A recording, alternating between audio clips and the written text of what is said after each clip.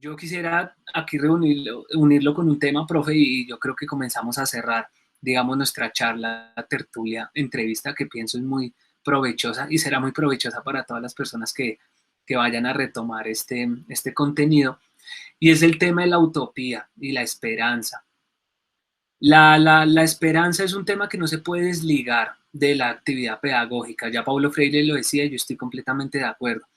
La enseñanza de la pedagogía es una actividad en sí misma que le apuesta y alimenta la esperanza, porque a través de la pedagogía es como le damos sentido a la esperanza, sentido material, sentido histórico. A partir de esa reflexión de la utopía de construir un mundo diferente, ese sueño latente del ser humano de tener una vida más digna, de vivir en solidaridad, en paz, en escucha, en comprensión, en amor, en respeto propio, en respeto común, en cariño y todas estas, digamos, valores humanos que siempre hemos anhelado, pues es a partir de la pedagogía como los convertimos en realidad y como los convertimos en historia, porque nosotros, ya lo decíamos al comienzo de la charla, hablamos y construimos el futuro a través de nuestro diálogo con las próximas generaciones. Entonces no se puede desligar, no se puede ligar la utopía y la esperanza de la pedagogía.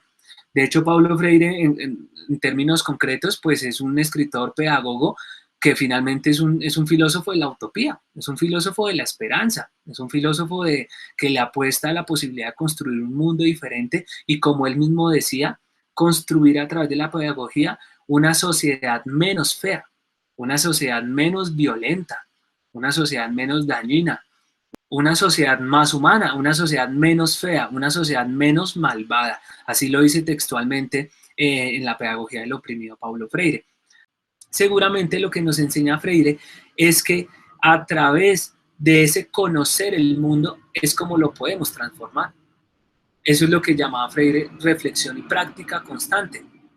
No es decirle a los niños, no existe desigualdad, tranquilos, eso es mentira. No existe violencia a la mujer, decirle a las niñas como para mantenerlas seguras, ¿no? No existe violencia a la mujer, los feminicidios son mentira. No existe desigualdad, no existe pobreza, no existe violencia, no existe guerra, no.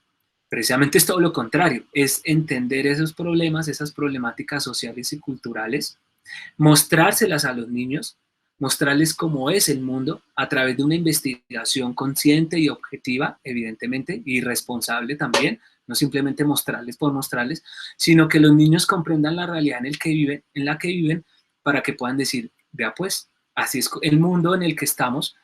A través de esa comprensión puedo transformar, a través de esa comprensión puedo posibilitar escenarios de acción y de transformación, donde la esperanza y la utopía se reivindican y tienen sentido y dejan de ser un simple discurso, ¿no? Como muchas veces las formas neoliberales no lo quieren vender, que el único sueño en el que podemos vender es el consumo, la devastación y el capitalismo. La esperanza y la utopía, a través de Freire, la apuesta a otras cosas, a la solidaridad, al compromiso, al respeto, al amor propio, al amor común, ¿no? A construir unas formas de vida diferentes, a la libertad, ¿no? A la autonomía, como le diría Freire. No sé, su merced, qué comentario le merece este tema de la esperanza y la utopía. Yo creo que como profes, como maestros, nosotros siempre tenemos en la cabeza la esperanza a un nuevo mundo y a un futuro mejor, tanto para uno como para esos nuevos, cada generación de la cual uno va recibiendo, ¿sí? Entre comillas, recibiendo, porque uno es consciente que al pasar los años, pues tanto los niños, las familias y nosotros vamos cambiando, igual el mundo va cambiando para un lado, para el otro, pero uno siempre tiene esa esperanza de ver un mundo mejor y es lo que uno también les dice a sus estudiantes. O sea, tenemos y que construir un mundo mejor entre todos, que eso no va a ser fácil, que va a estar allí. Y hay una cosa que me parece importante, uno ahí como profe tiene también como dos caminos, el aceptar esta realidad e importar 5 lo que pase, porque puede pasar, o sea, sí, acá todo es malo, aquí en Bogotá roban al vecino y nos da nada, aquí matan a alguien y no nos, ya ni siquiera nos genera incomodidad, ver un muerto más o un muerto menos en televisión me da lo mismo, ¿sí? Yo puedo tener esa visión o puedo tener la visión de dolerme lo que pasa, de sentir toda esa desigualdad, esa injusticia y de intentar hacer y construir algo, de transformar eso. Porque es que yo sí creo que como ser humano uno siempre va a buscar estar bien.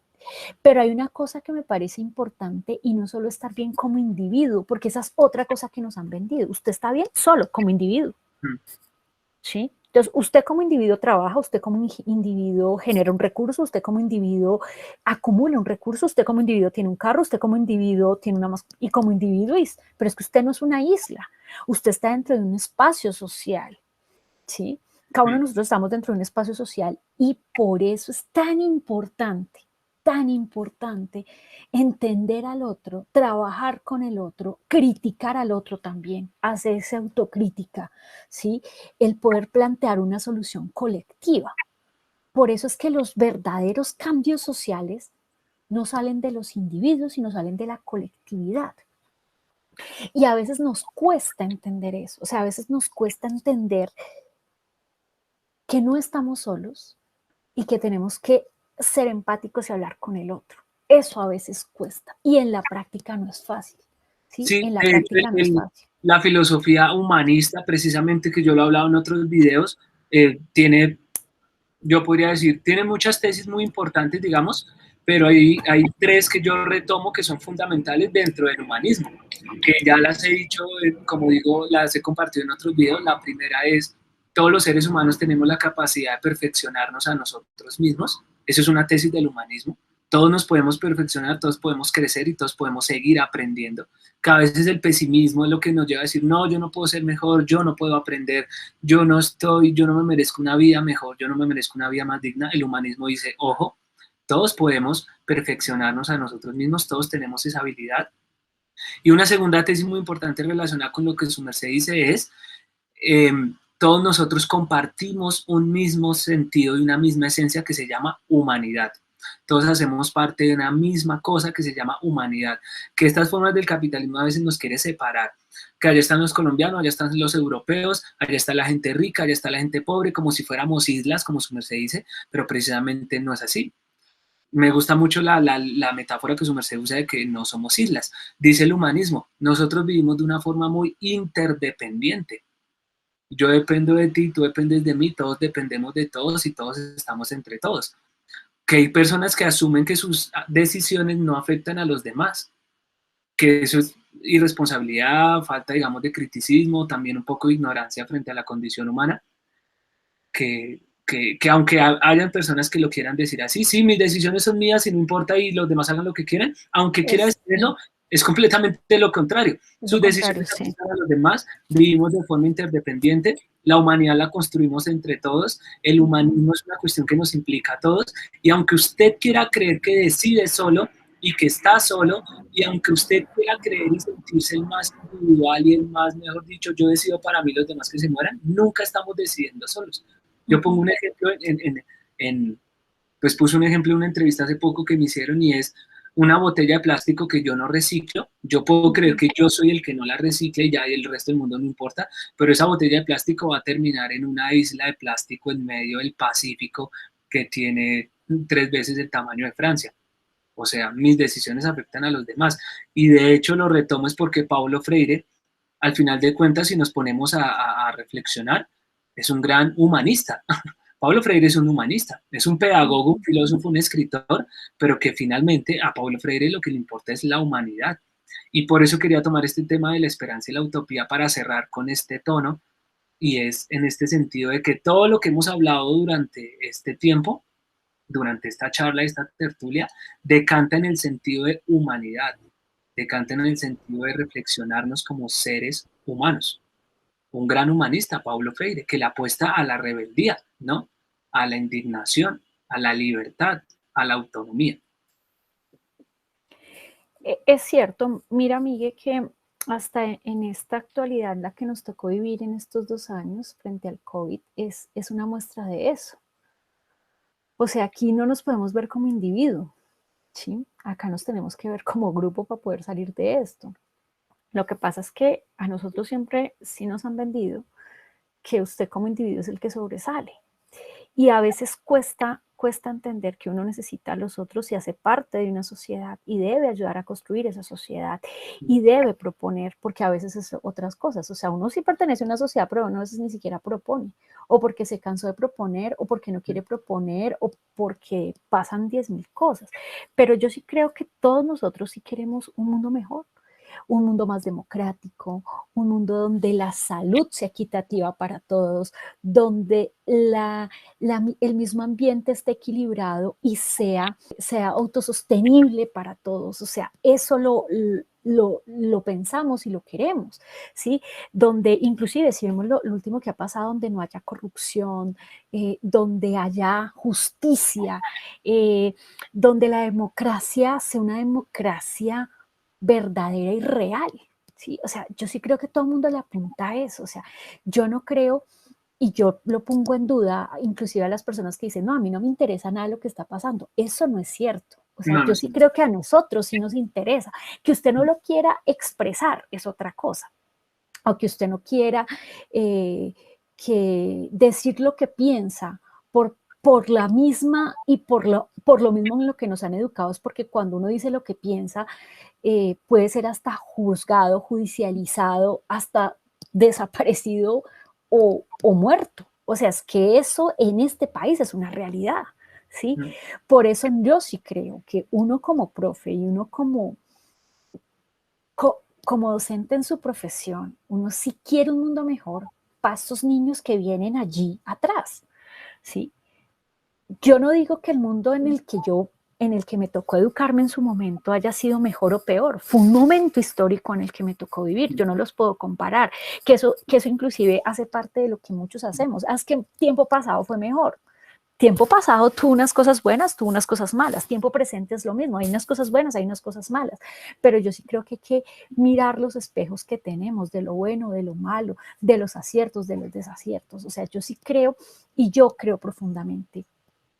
Y lo que yo le decía holgoriamente, como yo decía, este mundo tiene que hacer plop para que cambie, es lo que en realidad está pasando. Todo el mundo está colapsando de diferente forma, político, económico, a nivel salud, a nivel ambiental. O sea, por todo lado hemos visto explosiones que se ven medio individuales, pero no es cierto, porque es todo lo que está pasando. El COVID es una vaina mundial. El COVID no es de un individuo, no fue un individuo. Es una cosa para todos, que nos tiene hoy acá usted y yo sentados en la virtualidad, que pues gracias a esto es que usted y yo estamos acá hablando. Puede que en otros momentos podamos hablar con otra gente de otros lugares, porque esto sí nos permitió esto, pero nos tiene todavía con cuidados, todavía revisando ese concepto del autocuidado y de cuidar a los otros. Hace un tiempo nosotros no pensábamos en el otro, pensábamos en el individuo, ¿sí? Pero ahorita el debate es, yo me cuido para cuidarte, tú me cuidas para cuidarme. O sea que el tema de la colectividad es importante, ¿sí?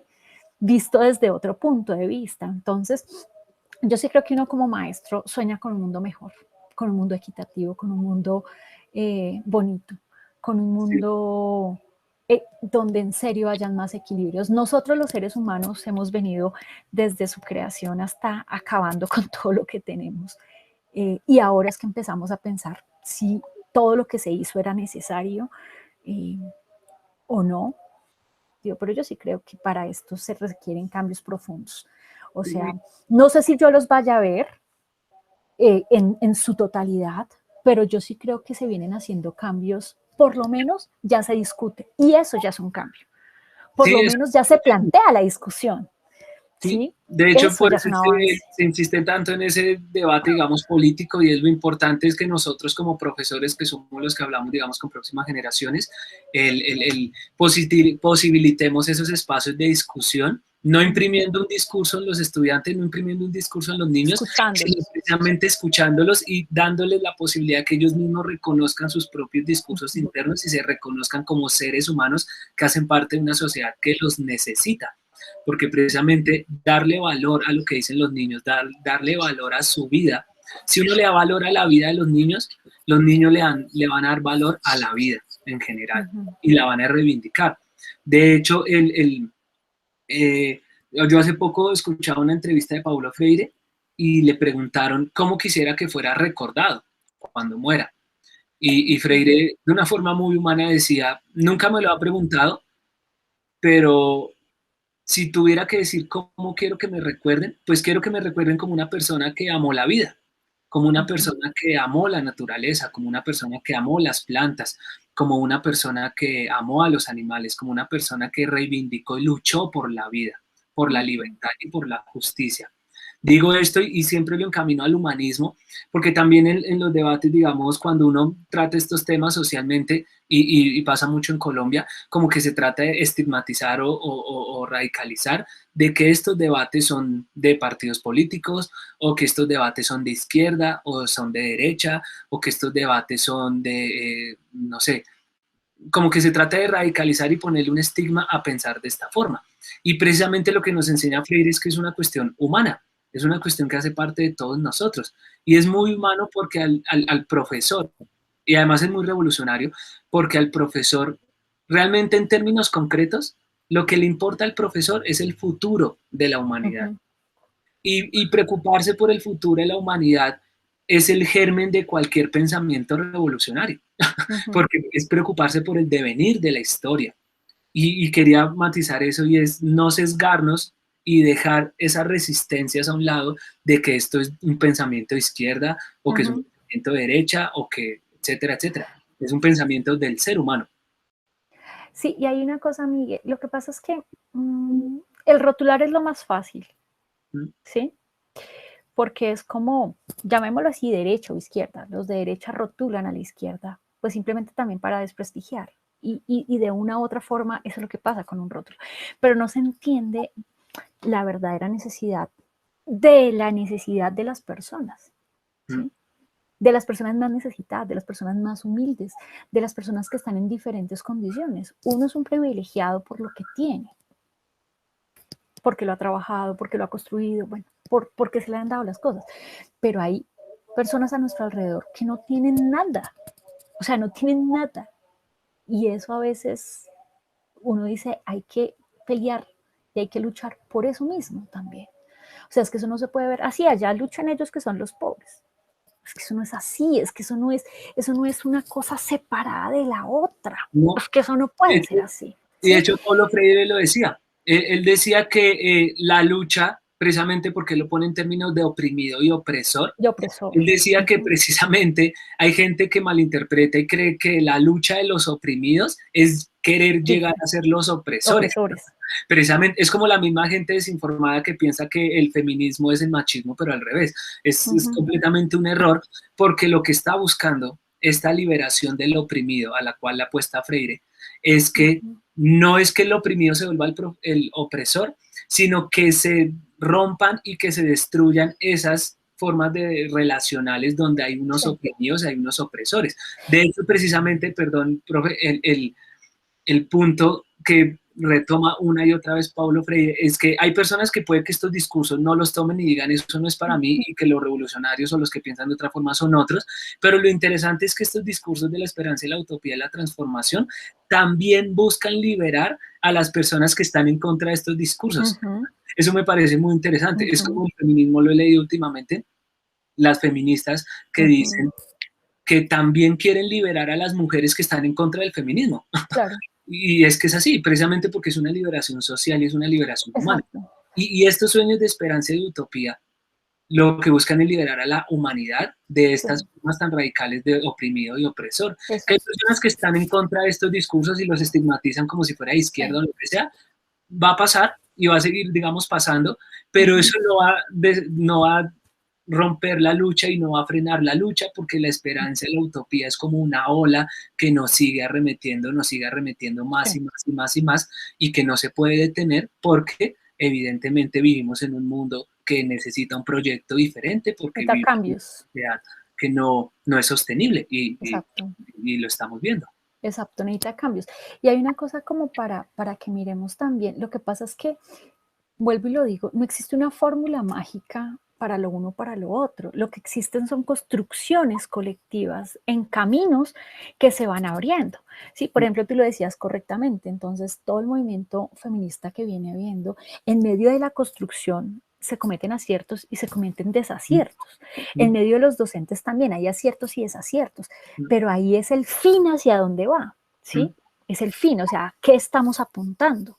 No, pues hay algo que está pasando socialmente, ¿sí? Y por eso es importante ver que sí se requieren cambios, y se requieren cambios profundos, que nos cobijen a todos y que nos recolecten a todos. Y hay experiencias de cómo se ha venido haciendo. Algunas malas, otras menos malas, otras regulares, otras buenas, otros que no podemos coger todo el proceso, pero sí podemos coger parte del proceso, ¿cierto? Y tendremos que ir averiguando, o sea, tendremos que ir viendo en el camino también, porque es que en ningún lado está escrito el final final. Lo que sí se tiene en cuenta es que todos queremos un mundo mejor, un mundo más democrático, un mundo donde pensemos en el otro, un mundo donde amemos al otro, donde defendamos la vida, donde valoremos las diferencias, donde propongamos una política para todos. Ese recorrido no es tan fácil como suena y como lo hablamos, pero tenemos que buscar y mirar espejos, y no está dicho la última palabra, y no escoger y señalar y mirar, no, es ser reflexivos frente al tema. Y yo sí creo que uno como profe siempre va a buscar lo mejor de lo mejor, con lo que tiene ahorita y con lo que se proyecta. Es lo que, y yo creo que mis profes, cuando yo era una niña en el colegio, pensaban lo mismo. Y yo recuerdo una frase que uno le decía, es que ustedes son el futuro de este país. Y yo lo sigo diciendo a mis estudiantes, porque es que en realidad sí es cierto. O sea, es que la juventud sí sigue siendo esa inyección de futuro, esa inyección de innovación, esa inyección de alegría. Por eso es tan importante que esta juventud digamos, nos trasvase no solamente con su presencia, sino también con sus ideas de transformación, ¿sí? Hay que hacer crítica, hay que debatir, y no solamente criticar y debatir sueltamente, hay que leer, ¿sí? Hay que tener conocimiento, porque eso no se da solo. O sea, yo no puedo decir, vamos a transformar el mundo, no, pero eso tiene unas teorías también. Yo por lo menos tengo que leerlas y conocerlas para poder dar mi punto de vista y opinión, para decir si estoy de acuerdo o no. Entonces también se hace el llamado también a ello, que esta juventud no solamente es la explosión, sino que también sea la formación, ¿sí? Que eso es importante. O sea, uno mira en la época de los 60, la época de los 70, la parte teórica era muy primordial, ¿sí? Desde el punto de vista político y desde el punto de vista educativo. Y se debatía y se estudiaba, habían escuelas de formación. Eso, digamos que ahora no se hace, no porque no se quiera, sino porque eso también ha venido cambiando. Y porque, es que esa vaina ya pasó de moda. No, en realidad no ha pasado de moda. No. Es que tiene otra figura, otro contexto, otra realidad, otra forma de ver la vida, otra forma de aprendizaje, otra forma de acercarse, pero todos confluimos al mismo punto. Sí, es muy cierto. Y precisamente yo creo que ese es el legado de Paulo Freire. Por eso yo creo que es un escritor que vale la pena reivindicar, y por eso que considero que es un escritor que vale la pena releer. Que no ha pasado de moda.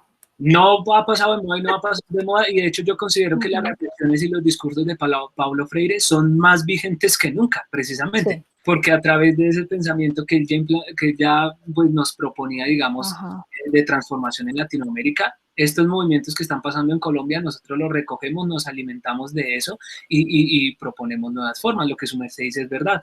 Los procesos toman tiempo, pero eso no es malo, precisamente, porque también estamos acostumbrados a estas formas mercantilistas, digamos, del capitalismo salvaje, donde yo puedo, lo que quiera, lo puedo tener ya, lo puedo comprar ya, lo puedo tener ya. Es un caminar constante de aprendizaje, lo mismo que hablamos sobre ser profesor, sobre ser educador, sobre la pedagogía. Es una aprendizaje constante que se va tejiendo a través del tiempo. Y pasa algo, y es que también se nos acostumbra a que si yo hago algo, tengo que encontrar los resultados ya. Y los resultados de estas transformaciones de raíz pues son a través del tiempo, son de años, 15, 20, 50, 100 años, más de un siglo. Y creo que eso no es malo, creo que eso precisamente es muy liberador. Y de hecho las personas que a veces se preguntan, pero todo esto de la utopía, eso sí es verdad, y todo esto sí se puede construir, y todo esto será que sí logra cambios, eso es pura teoría barata.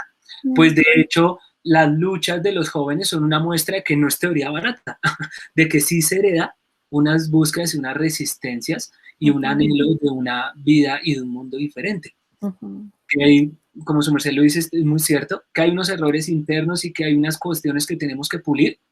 Perfecto, y Es es que eso normal.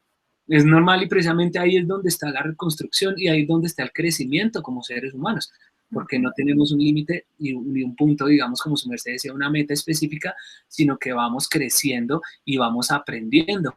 Y posiblemente que esto que estamos hablando, su merced y yo, va a tener una repercusión y se va a heredar en las personas que lo van a escuchar aquí en 5 años, en 10 años, en 15 años, en 20 años, y se va a seguir tejiendo este cambio. Por eso lo que decía anteriormente, la esperanza es eterna y nosotros lo único que hacemos es alimentar esa llama de un mundo diferente. Ni se va a acabar en 20 años, ni empezó Sí. hace 10 años. Por Ni, eso es que la mirada, por eso la mirada no puede ser pesimista, no, ¿sí? claramente no. En algunos momentos, y el ser humano le pasa, en algunos momentos el mismo ser humano lo ve todo negativo, ve todo negro, ve todo, pero ahí es donde ahora sí volvemos al tema de cómo los niños y los jóvenes le inyectan a los profes eso. O sea, uno mira a un niño y un niño nunca ve las cosas en negativo. No. O sea, hasta los peores problemas los ven positivo, Sí. ¿sí? Y es ahí donde en serio le enseñan a uno, eh, pues lo importante de ir hacia adelante, de mirar hacia el futuro, de mirar hacia dónde va, de mirar qué se quiere construir, eh, de mirar al ser humano, ¿sí? Creo que todo ha sido muy provechoso, digamos, muy bonito, muy poderoso, ¿no? Muy reflexivo. Hay algo que yo he aprendido a través, digamos, de las investigaciones y a través del antroporradio y lo que he hecho últimamente, y es que lo bonito de este es que cuando se dicen las cosas, no es que queden acabadas, no es que Exacto. yo ya Son hayamos parte de la resuelto aquí las construcción. grandes preguntas de la pedagogía, sino es todo lo contrario. Cuando se dicen las cosas, comienzan las cosas. Empieza y emerge una semilla y empiezan unos procesos que no paran y que no han parado y que no van a parar. Cuando decimos las cosas como que comienzan y se empiezan a gestar unos espacios de transformación y de reflexión súper interesantes. Pues quisiera compartir una reflexión de cierre, un pequeño textico sobre lo que nos suscita y sobre lo que me suscita Paulo Freire para, Ujú. y lo vigente que es su pensamiento y lo necesario que es para las luchas en Latinoamérica, Paulo Freire. Y luego esta reflexión de cierre, quisiera pues que si su merced nos puede brindar una reflexión de cierre y podemos, digamos, terminar por el programa de hoy. El texto dice así: el poder de la obra de Paulo Freire no está tanto en su teoría del conocimiento, sino en el hecho de haber insistido en la idea de que es posible, urgente y necesario cambiar el orden de las cosas. No solo convenció a mucha gente en muchas partes del mundo con sus teorías y sus prácticas, sino que también despertó en ellas la capacidad de soñar con un mundo más humano, menos feo y más justo. Paulo Freire fue una especie de guardián de la utopía. Ese es el legado que nos dejó, un legado que por encima de todo es un legado de esperanza. Yo así quisiera ir cerrando, su merced que nos puede decir para cerrar y pues de antemano muchísimas gracias por el tiempo, muchísimas gracias por la bonita disposición que mostró desde el comienzo para este ejercicio de diálogo y de escucha. Ya lo dije al comienzo, me enorgullece y me alegra mucho que su merced haga parte, digamos, del Antroporadio y que haga parte, digamos, de estas charlas y de estas entrevistas. No sé, su merced, cómo se quisiera despedir y cómo quisiera cerrar. Bueno, primero voy a, antes como de dar mis agradecimientos, el poder hablar hoy de Paulo Freire desde las citas y desde la práctica es muy, muy enriquecedor. Em, por salir de la pedagógica, obviamente aún más, pero sobre todo porque es que todo lo que Paulo Freire planteó en la práctica se da, se da. Y yo creería que Paulo Freire en el momento en que lo dijo y lo escribió era un avanzado para su época, para Mm, que todavía esté vigente, ¿sí? Y que es importante que todos nosotros entendamos y comprendamos el rol que tenemos, que aparte de ir a un aula virtual o presencial, es todo ese proceso de transformación que tenemos y debemos hacer. Que a veces nos quedamos cortos, sí, claro. A veces nosotros como docentes nos quedamos cortos, a veces terminamos acomodándonos, a veces terminamos cansados, a veces realizamos cosas que no pensamos que podrían ser, pero creo que el fin y el final siempre va a ser el mismo, y es poder trabajar para, por los estudiantes y que todo eso que se da en un aula, uno pueda retroalimentarse y pueda todos los días inyectarse de conocimiento y sabiduría, porque eso sí uno aprende día a día, ¿sí? Todo lo que uno hace se aprende y eso es importante. Paulo Freire pues ha sido un gran maestro para nosotros, los que nos dedicamos a la educación. Entonces es importante que un autor latinoamericano nos hable a los latinoamericanos y nos diga que no es imposible hacer cambios. Y también nos alienta, porque es lo otro, a veces uno intenta hacer cosas y uno se termina como desalentando y termina como, uy, no, ya llegué hasta aquí, no puedo más, no, sino como que le da un empujón para hacer algo más. Entonces, eso es importante. Eso por un lado. Yo creo que parte, y espero no equivocarme, de cómo nació Antroporradio, ha sido parte de eso, es cómo hacer una propuesta diferente desde un espacio pedagógico donde se retome no al adulto como tal, sino donde se retome la voz de un joven y la voz de los niños para poder entender cómo ellos ven la educación y cómo ellos ven al mundo a través de ellos. Yo creo que hace parte de eso dentro de los procesos formativos y educativos. Entonces, le deseo lo mejor con Antroporradio, le deseo lo mejor en su profesión y espero y creo que nos quedaron cosas por seguir hablando. Creo que aquí no terminamos, eh, porque el tema educativo es largo, largo, largo, largo y de experiencias también. Entonces eso es importante y no, mil gracias porque es un privilegio para mí.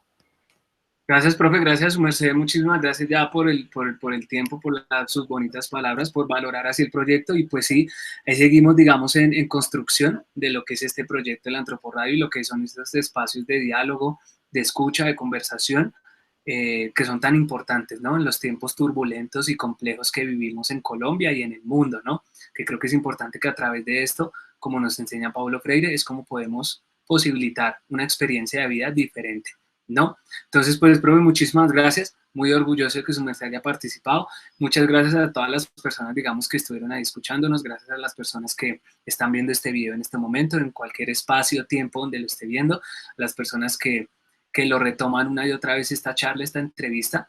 Y pues con muchas ganas de seguir hablando y reflexionando. Gracias profe Sandra. Gracias, espectadores, por su tiempo, por su escucha, por su participación. Gracias por apoyar este proyecto independiente que es la Antroporradio y espero que nos sigamos viendo y sigamos manteniendo estos espacios de diálogo, de conversación y de transformación a través del arte y de la pedagogía, que es lo que le apuesta a la Antroporradio. Un abrazo y gracias a todos.